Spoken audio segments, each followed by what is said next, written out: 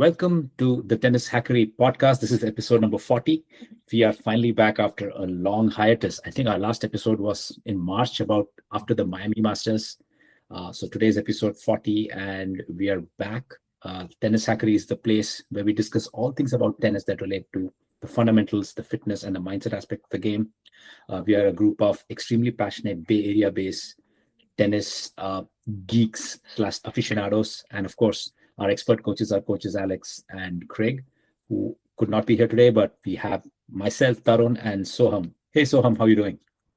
Hey, I'm always there, right? Yep, I, yep. This is I never miss an opportunity to be in podcast because it's so much fun with you guys. And yes. I know we have taken kind of a long break Yep, since our last episode, which was 39 on the Miami Open, which you went to. yep, That was great. And a lot yep. has happened since, we have been heads down busy developing our platform, which is going to be rolled out very soon. We're planning to do a few tournaments in the summer, end of summer and fall to uh, to see where our platform and where our vision, uh, Yep. what extent our vision can be successful. So we are very excited with that. I think Tarun's done a great job with the technology, and I think combination of myself, Coach Craig, and Coach Alex, I think we're contributing on feedback to make our technology really good, Absolutely. Yes, yes. and Yep. certainly like unique and um, different from other people, so that we add a lot of value which we don't see out there, and certainly like strategically trying to target certain age groups. I mean, for us, Tennis Hackery is not just about podcast, right? We also are developing technology. We are like tech-based company. We have an online service, and Tarun's, like I already said, we are testing things out right now in the testing Absolutely. phase, which should be rolled out very soon, and then we'll be conducting tournaments, like I said. So that's why we have had a hiatus for the last two Yes. months. But not just that. I think there's a lot of other stuff happening. Like we Yep. had the tennis season. I think Tarun and I have been playing as much tennis as we can possibly. That trying to balance with tennis hackery, family, and all of Absolutely. that, Yes, yes. right? Hey, there can be no tennis hackery with the tennis in it, right? So we are tennis players first. Oh, absolutely. And I think that's Yes. where we Yep. have common passion for tennis, which is why I think our team is we get along so well on and off court, Yep. because of that common love for the game of tennis and helping our students, juniors and adults grow in the game. And Absolutely. hopefully once we have our services live, we can actually take these juniors and adults of various ages on this tennis journey where they improve both their fundamentals, fitness, and the mindset part of their game. That's the goal, Absolutely. right? Absolutely. And it's very interesting, Tarun, that I've actually played like almost like 35 matches this year already. That's very I'm nice. actually enjoying tennis a lot more. And trust me, believe me, a part of that reason is all the great things that we do at Tennis Hackery, making me love the game even more. Whether it's Coach Alex and Coach Craig, showing us certain drills on court which we film, Yep. which will be made available exclusively to our subscribers in future. And just kind of hearing those things, because I never got trained in tennis, so it's so endearing to me, and learning big learning curve opportunity for me, right? And I'm sure you too, Tarun. Like Yes. we haven't had the fortune of learning tennis as juniors and seeing this, and then implementing it in Yes. at least my game. I play mostly singles at tournament level or at USTA level, has been it's been great. So I'm very Oh, thankful yes. to Yes. tennis, the team of Tennis Hackery. Yes. And Incredible.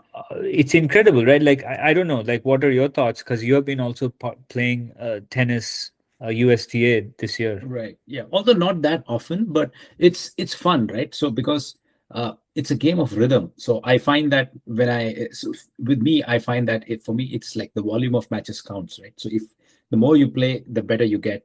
And then at some point you need to stop and say, okay, I need to go back. What worked? What did not work?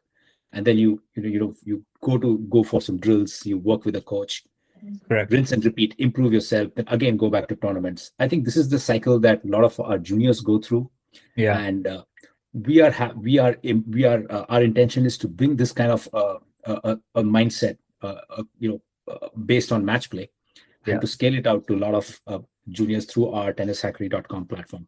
So stay tuned. Absolutely. We will soon roll it out, and we will the subscribers on this podcast will receive special invites to subscribe, and there'll be a lot of goodies out there.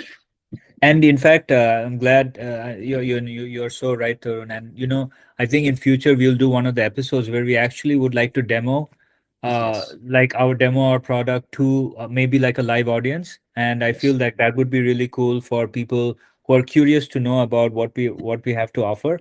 And like in my tennis journey so far, it's crazy how like collecting data on matches, and we have the phrase that data doesn't lie, has been so instrumental to even like yeah, like there's data out there from people like Swing Vision, for example, right?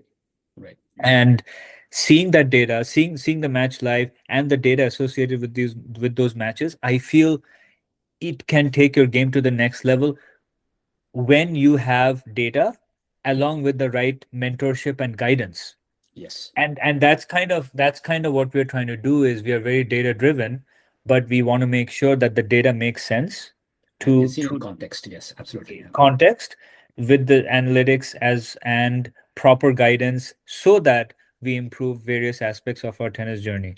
And and a good news for us is I'm trying to follow a lot of the advice that it's good to be in a team where two of our members of the team are like high level coaches, and getting feedback from them, it's like so precious for me. Yeah. And just an anecdote is we were fortunate enough in the I'm playing my first 40 plus season, and Are you 40 plus, we Soham?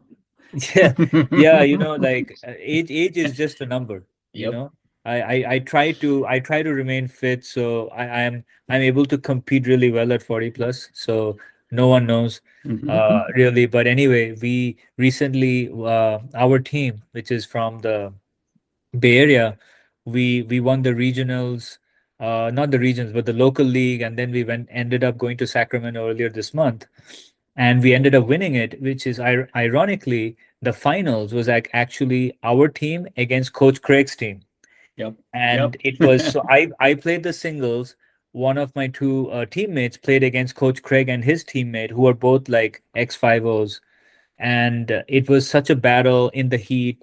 We had already played like 4 matches to get to the final. It's the fifth match. Everybody's tired. It's the heat, but it's that adrenaline kicking in. I think I played my best match in the final, which I'm really happy that That's incredible. Yes. like everybody pretty much ended up being very successful throughout the weekend. And we are going to nationals, uh, and nationals, which is going to be held in Orlando at the headquarters of USTA in October, middle of October, and I'm super excited for it. And I assure you, come October, and after my return, I would be very happy to talk about my experiences at the national level and the level of play and just the facility and environment and Yeah. vibes. It's an So I amazing look place. forward Yeah. to it. Yeah. Uh, Believe me, guys, Soham is extremely humble. He was the rock star. He carried the team in singles, playing back-to-back matches. So we've heard a lot of the stories. I'm sure that. I'm I'm I'm actually fortunate that honestly, like, and this is some of the tips based on some of the previous episodes that we did about like how do you hydrate, how do you prepare for matches, how do you mentally and physically, whether it's stretching, believe me, uh, for all the matches that I played in that heat at sectionals, I never ever warmed up on court. All I did before each match was to kind of visualize things and only stretch. And I have been That's following that routine lately. It's working wonders. Yep. And Yep. It's again, working for you. Yep. Yep. it's And working for me because I feel like yeah, especially when you're playing singles, I don't think hitting for 5 minutes is going to change a whole lot. I think being stretched and ready to go and ready to move, your muscles being Right. ready, it just makes a huge difference. And I have to thank again, Coach Alex has been instrumental in showing me a lot of videos, which again will be made available to subscribers in future. Right. I think I've spoken enough about the tennis and what we have been up to. The main reason for having this podcast was also to talk about current tennis events going on, especially specifically if you can see my Yep. cap, I'm And mine too. representing right. Uh, there is obviously a link between Rafa and Roland Garros. Yep. Um, is the current Roland Garros that's happening. Yep. There's a lot of stuff. We Yep. don't. We can go on for hours.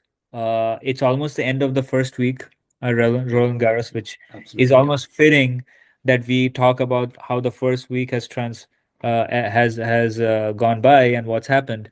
Tarun, I don't know how much you have been following, but based on the headlines and what you hear from group chats and headlines Yep. Yep. on the internet, is there any few things that struck are striking? And maybe I can talk about a few things Oh because I've yeah. been I mean, following a little bit. yeah, it's amazing. This Roland Garros has been so interesting. I think people who have been making their doing their brackets and the betting, I think they've all everybody's having an egg on their face. Looks like this has become so unpredictable that it's just incredible. I mean, the top seeds, both men and women, are out. And then on the women's side, defending champion Coco Gauff is out. I think she lost today to Potapova. Then I think Sabalenka is also out. No, She, Sabalenka's still there. oh, she's still there. Oh, okay. Sabalenka's still there, and so is Iga. Yeah, That Iga could is still potential there. that could Yes, potentially be a final, I feel. potential. Yes, and then you have. Um, I think Madison Keys is knocked out. I think No, she uh, won. Keys won. Okay. She came back to win against Mhm. Victor Mboko in I three see. Oh yeah, sets that happened today. today. Right. Right. Yeah. Yep, yep. So it's like I think it's the tournament is pretty open. And on the men's side, we have like for the first time, you're going to have a new champion, right? Like Yes. somebody who hasn't won before. That's incredible. And with the top, the so-called top two kings, the Sinner and Alcaraz out, and of course Novak going yesterday in a spectacular fashion to um, the new sensation.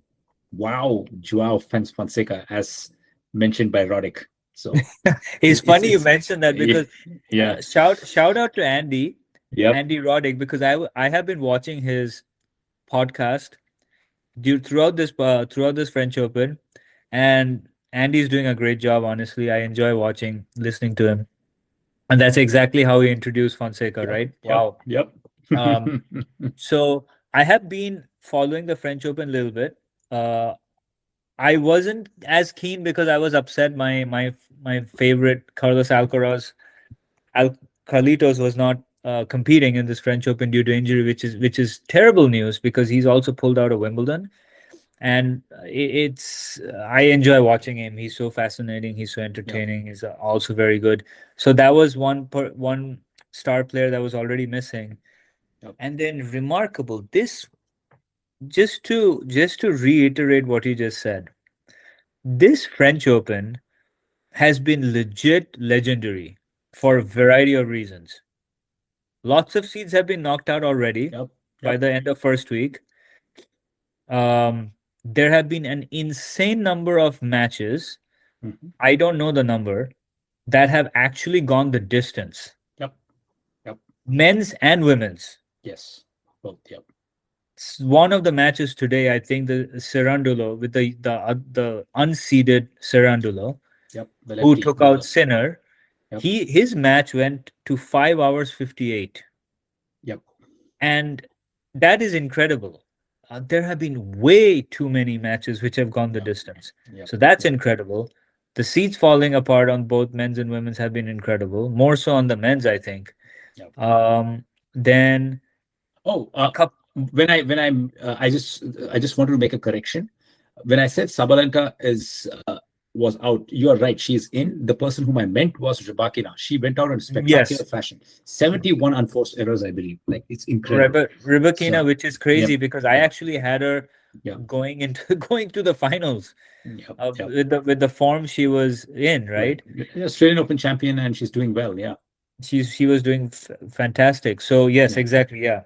So yeah, so that's those are a couple of points, and then a couple of young sensations unknown have come through. I mean, Huame, 17 years old, Frenchman, you know, with Monfils retiring, Kwame coming in, it's like the new dawn of French tennis. Then you have Fonseca, incredible. I love that guy. I saw him live at Indian Wells. He has such he's humble. He has an amazing fan following, and he backed it up with the best match I have seen in a long time, at least on clay. Yeah. That match between Novak and Fonseca was incredible. And the way Fonseca closed it out with three aces back to back to back, Yeah. his and I'll speak a little bit more about it in a bit, was incredible. That, and then you have Rafael Hodar, For who that, is a yes. 27, 26 or 27 seed, who is another up and coming Spanish player who Rafa Nadal thinks very highly of. So he's also in the draw and he's doing well. I was sad to see Arthur Fields kind of pull out. I Yep. was hoping for big things from him. And then of course Sinner losing to Sarandolo The other Cerundolo, was by the way. No. or the other Yes, the the other brother. his seeded brother actually got knocked out today. Yeah, yeah. And then the Americans kind of not doing very well in the tournament. The one American who I did not expect to go far is actually in the fourth round. That's Tiafo, Tiafo. He's in the who fourth round. came Yeah. back from two sets down today. Yeah. Yep. Apparently, So there was a lot of verbals going on between him and his eh, opponent. there was. I Yeah. saw that. You're not tough, Uh, bro. This is pretty yeah, funny. I saw that. I saw that on Instagram. Yeah. So Yeah. that's that. And the women's, you know, you know who I actually am rooting for to make to create an upset. I know it's not going to happen, but I like Naomi a lot, and I think Yeah. she's it's good to see her come back. I know Yeah. she plays Sabalenka next. Yes, she plays It's Sabalenka next. tough, but I have a hope. There's a possibility if there's Mhm. anyone who can take Sabalenka out, it might be Naomi, but I don't think this is the right surface for her. Yep. Yep. If it's hard court, I would pick Naomi if she's on form. But Yep. Sabalenka might take it. I mean, women's is tough to predict, man. I It's think very tough. Iga is Yeah, tough, man, on she's a clay. clay court specialist. So So hopefully, if I mean, yeah, hopefully she's back to her fortress, and we'll see how it goes. Iga could be my pick actually on this one. Okay, so Yep. I'm just going through the draw. Yep. So for men's, Hmm. this is the fourth round. Yep. Excuse me, I'm kind of looking down. Yep. So Cerundolo, the Sinner Yep. uh, assassin, Yep. The JM Cerundolo. Yep. James Cerundolo, he's taking on Berrettini. Now, Berrettini is a great story of this tournament. Yep. Berrettini has had terrible luck with injuries, and to see him winning is great for the sport. I think people Yep. kind of missed him Yep. Tough last five few setter years. against Komisana. Tough five setter against Komisana. I think he saved a few match points in the final set tiebreaker. That Yes, was a yes. crazy match. Yeah. So that should be exciting. I'm happy to see. So Tiafo, who again we spoke about, came back from two sets down against Faria. He's playing Arnaldi. Arnaldi Yep. is actually pretty good on clay. So that one, I don't know if Tiafo can win that one. But I think Arnaldi also had a five set. So I don't know, man. These guys have crazy fitness to be able to Incredible play, fitness, yeah. Just yeah, at that right? level in this heat, yes. Yeah, speaking of the fitness level, what do you think about Sinner's so-called? I mean, is it really a trend? Like this is the third time this is happening, and few It's times it's he it's got away with it. it's So been a it's been yeah, a it's been an issue for him. And yeah, even Patrick Mortoglu was talking about it that, you know, in heat, humidity, humid, high temperature conditions, yes, dry maybe, he struggles. And players see that when players see that these are the conditions, it gives them sort of inner belief and yeah, motivation that they have a chance. Otherwise, Sinner yeah. would walk away with this title, right?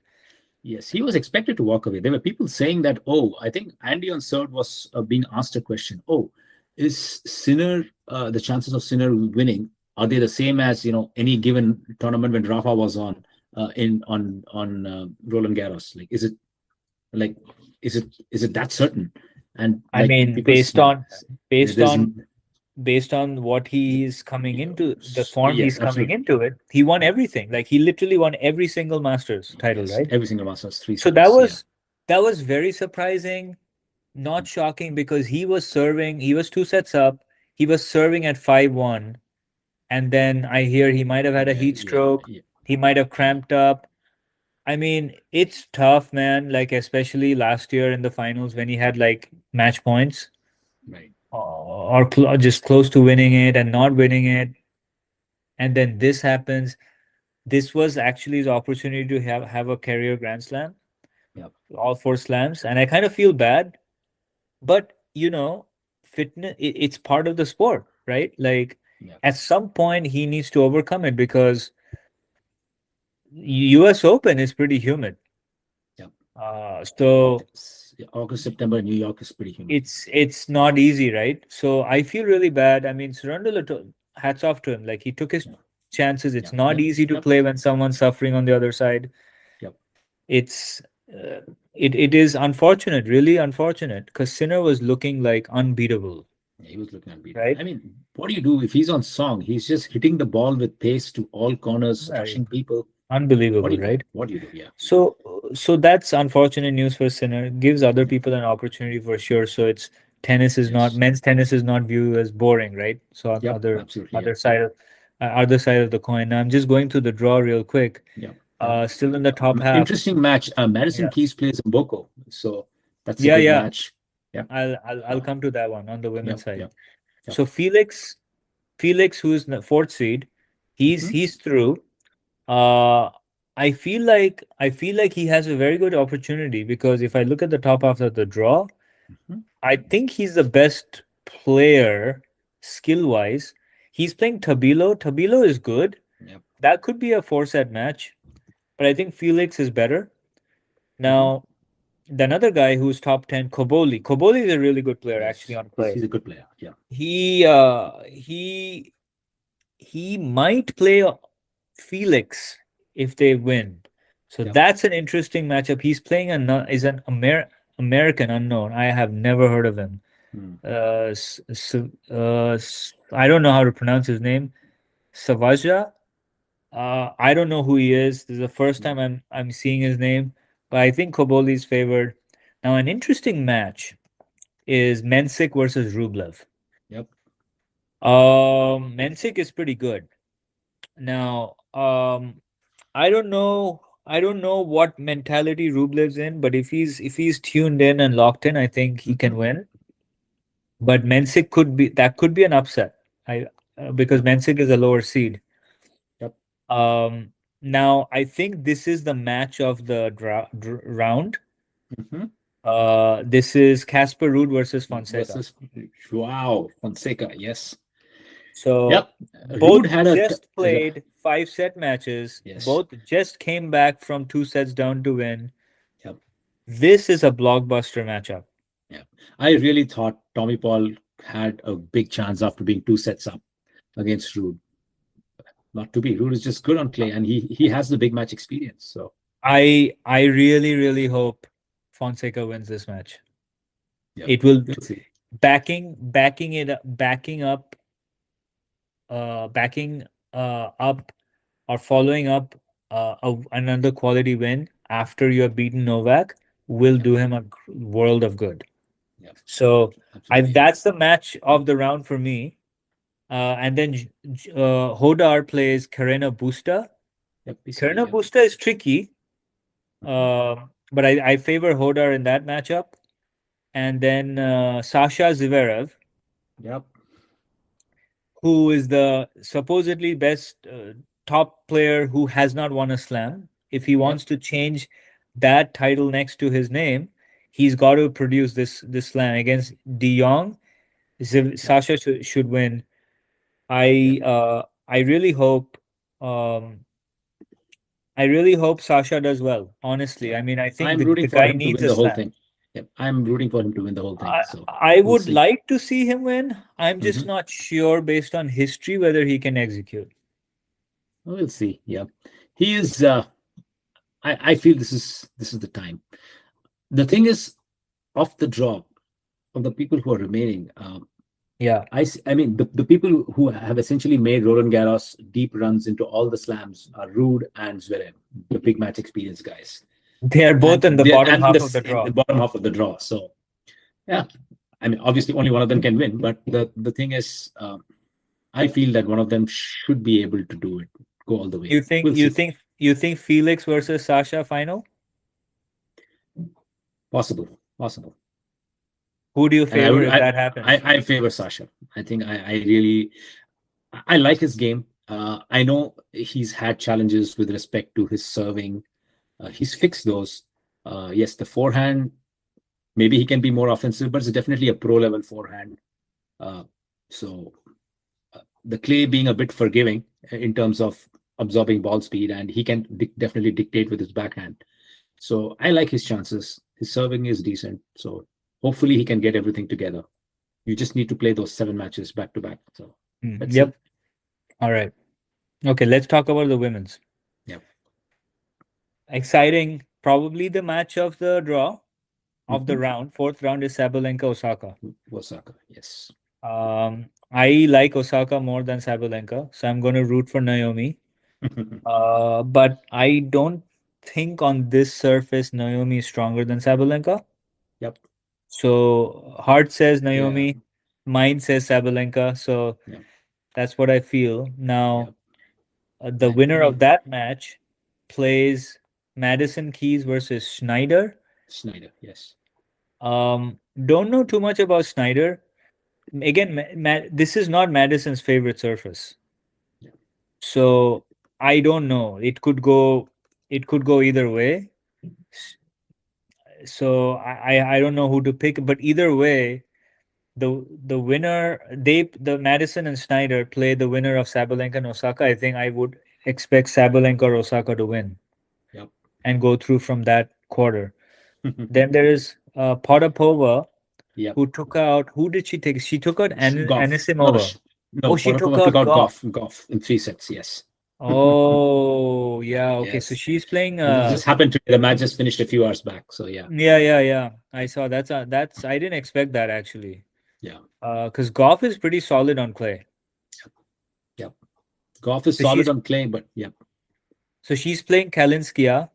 Yeah. Kalinskaya. Um, Yeah. I don't know. Kalinskaya like has a big hitting game, so I'm Mhm. not sure. I think Potapova might be favored. I'm not sure. I'm picking Potapova just because I think she's probably more familiar on clay. Yep. This other, I have no idea who these people are. I'm sorry. Yeah. I think yeah. Uh, And I'm really rooting on the. Swalinska versus Yep. Perry. Yep. No idea. I don't know who to pick. Mhm.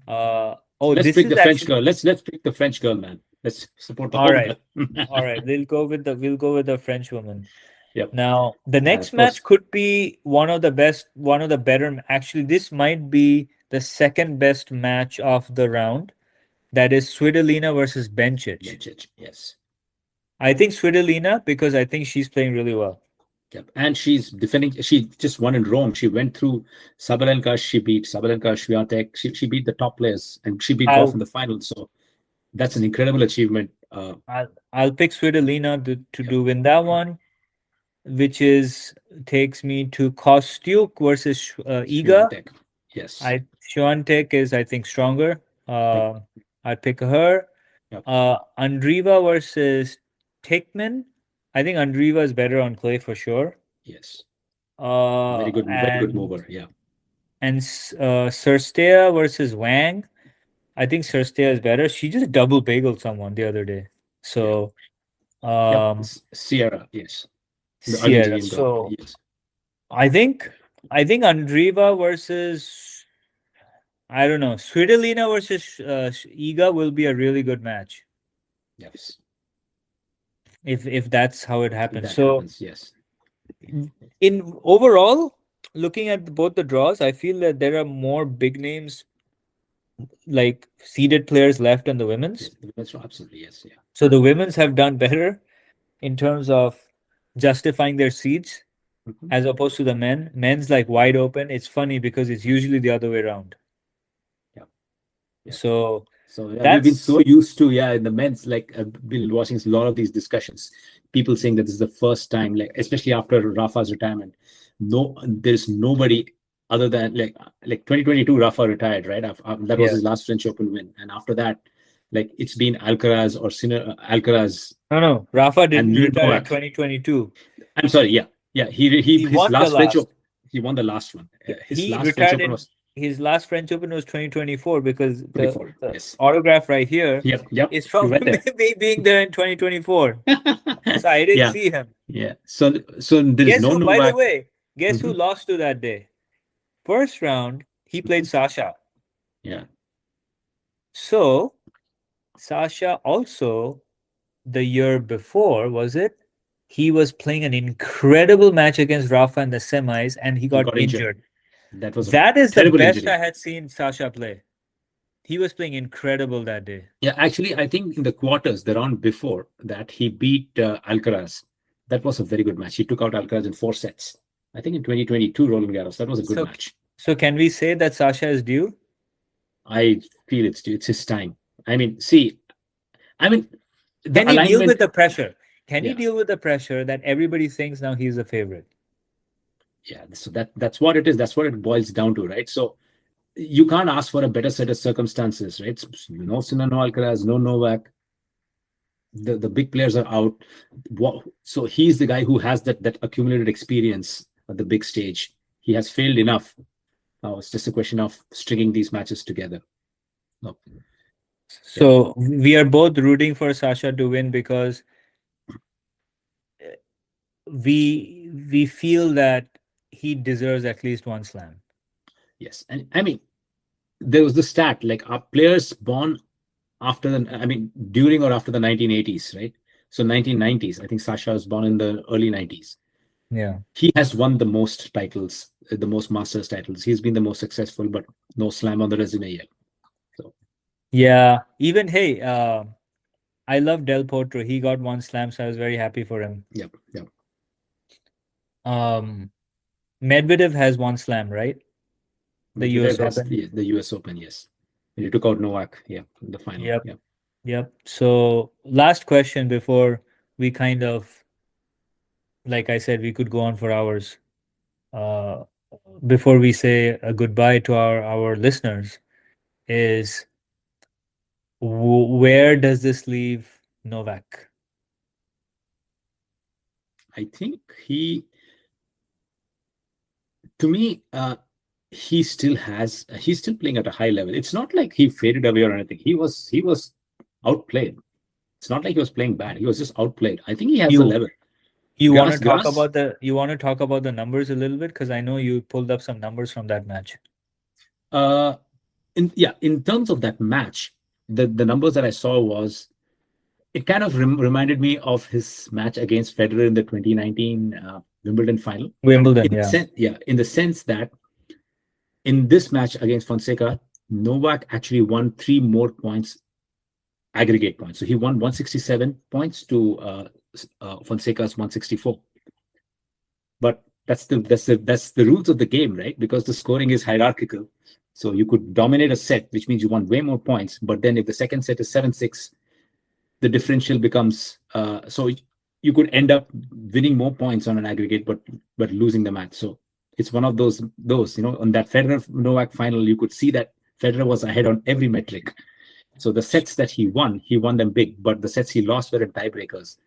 So every stat he was ahead, yet he lost the match. So that was That very that interesting. means that means Mhm. if I can come to some sort of conclusion, it's winning the important clutch points that matter, Well, right? Who can win yes. who can win those important points better and more often in a Yeah. match over time are the I can say the mentally stronger players Well, who happen to because you could win fewer points overall points in a match but still win the match. Yes. So to To me, I would. me, when I at the eye test told me, I didn't look in the stats, right? Mhm. Based on me watching the Fonseca versus Novak match, it Yeah. seemed that Fonseca won the key points in the third, fourth, and fifth set. Yeah, absolutely. Yeah, I mean it's 5 sets. So yes, the like it's the same thing, right? I would spin it as of course every point is a clutch point, right? So as the game goes deeper, right? The player who's able to hold their focus, make the better decisions, have that better strength. Uh, 40 all deuce, like six, you have already played 6 points. Now, then the next 2, 3 points are so important. They are important because you win it, you go up in the scoreboard, right? So those who can have their focus, their energy, their, whatever it is, the fundamentals, the fitness and the mind that we always talk about, those who can hold it for that longer within a game, within a set, and then overall within a match, it's just they just eventually they are able to win, right? So he was able to come up with those big forehands. Like imagine if he was getting suckered into Novak's moving pip, moving him around, and then Novak changing directions, like what he did to Sinner in the Australian Open. That's what he did, but Fonseca didn't allow that. When he got a forehand, he hit through him. I mean, it's It, kind of following the Stan Wawrinka playbook, right? So yes, hit exactly. through. You see a ball, It's go for it. he was averaging over 90 miles an hour on his forehand. That is Yes, incredible. yes, That is incredible. And yes. it's not So like he was making bad decisions on backhand. In the yes, third, fourth, and fifth set, and yeah, actually, this is the one match that I've actually watched fully. yeah, He was consistent. Sometimes he was going for too much. That's experience, which I yes, hope he will learn over time. But overall, his mental ability yes. to play clutch when it mattered, it really showed in the last few sets. And I think that's why he won the match because as you correctly pointed out, and as the stats show, Novak did not play bad. He did not play bad at all. Fonseca took the match from him. Yes, the match was taken; it was not given. Yes. So I mean, that's the way it is. I think you have played enough a volume of matches to understand like how this goes, right? Like sometimes you just have to step up and take it. Otherwise, you are like, for example, if you're playing sectionals in the heat, you have to understand that if there's an opportunity with big serves to shorten the points, you have to do it because you're playing the next match. So things like that start taking in. It becomes such a mental game. Like Yeah, this is high level sports. It's so much fun to watch and learn from. absolutely. Yep. Great. Yeah. Great discussion, Yep. Tarun. I mean, like I said, we can go on for hours, but Yep. we want to make sure that we bring quality content without boring our audience too. Yes, indeed. So It's it's it's it's been fun. Yep. Uh, And it's always fun to talk tennis with such a passionate team. With we are tennis players and we are friends, and it's so much fun to collaborate and to bring out our interest and put our work out there. So for those of you who are watching slash listening, the audio version will go on Spotify, but you can find it on any of your favorite podcast readers, whether it's Apple Podcasts, Google Podcasts, or any podcasting app. Just look for at Tennishackery with a Y, and you'll be able to find us on your podcasting platforms. The video version goes to YouTube, and you can find us on all the usual social networks. We are on Instagram, we are on Facebook, we are. You can reach us out on X as well. So at Tennishackery with a Y is our handle. So please feel free to interact with us, to comment, share the podcast. The more you share, the more the algorithm works for us, and the more people we reach. It's so good. And yes, please like, share, subscribe, comment. And with that, we come to the end of episode number 40. Uh, Thank you very much, and bye. Take care, guys.